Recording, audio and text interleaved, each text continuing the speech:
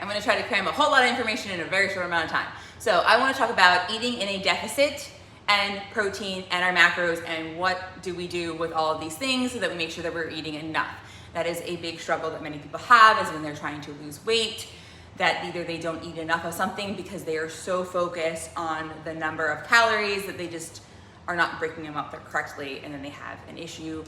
So when we are trying to lose weight and we're not eating enough protein, our muscle mass is the first to go. We all want our body fat to go. We don't want our muscle mass to go. So how do we preserve that? We want to make sure that we're eating at least 1.6 to 2.4 grams per kilogram of body weight a day. Obviously with that is a low end and a high end. You might be somewhere in the middle. All depends on how active you are. Obviously, if you are actively strength training, you're really working out, that higher end, that's what you want to shoot for. Depending also with how active you are and the amount of calories that you have for the day in your deficit, you might be on the lower end because the high end might be going into a surplus. So making sure that you have enough protein. That is your priority. That is where you're going to focus on when you are choosing your meals. Protein first. Then fats. That can be a little scary. We're talking about healthy fats, not your fast food. We don't want to go so low in fats because that can cause an issue with hormone production. You've probably heard of hormone imbalances. That is also everywhere.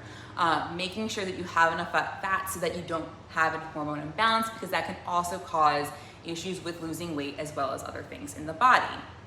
So you want at least 20% of your calories be from fats.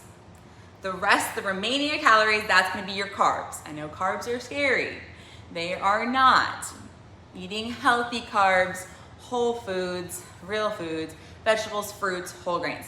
So the remaining is going to be from carbs. Think of carbs. That is energy. It is help your brain function, because while we're losing weight, we want to have enough energy so that we can go work out or go to work or just be with your family and not be completely miserable. So some ranges to follow if you're trying to figure out how to break up your day. You are going to, if you want to build strength, build muscle, preserve your muscle, you want 40% of your calories of the day to be from protein, and then 30% each of carbs and fats. A little more balanced one, because I know sometimes with getting a lot of protein is hard. Another range of percentages would be carbohydrates would be 40%, and protein and fats would be 30% of your calories for the day. That being said, we want to focus on eating real foods. An example of that is if you can gather, hunt, grow, harvest, usually good. Things that are from packages, usually not so great. So trying to limit those as much as possible, or eliminate things that are processed. Read nutrition facts. Nowadays, they will literally throw anything on the front of something and they'll say high protein. But if you turn around and read the nutrition facts and it's like, 10 grams of protein, but it's 40 something grams of carbs, that's gonna be a higher carb food than protein. So they are really good at tricking you. So making sure that you read nutrition facts and make sure you are getting your food from real food.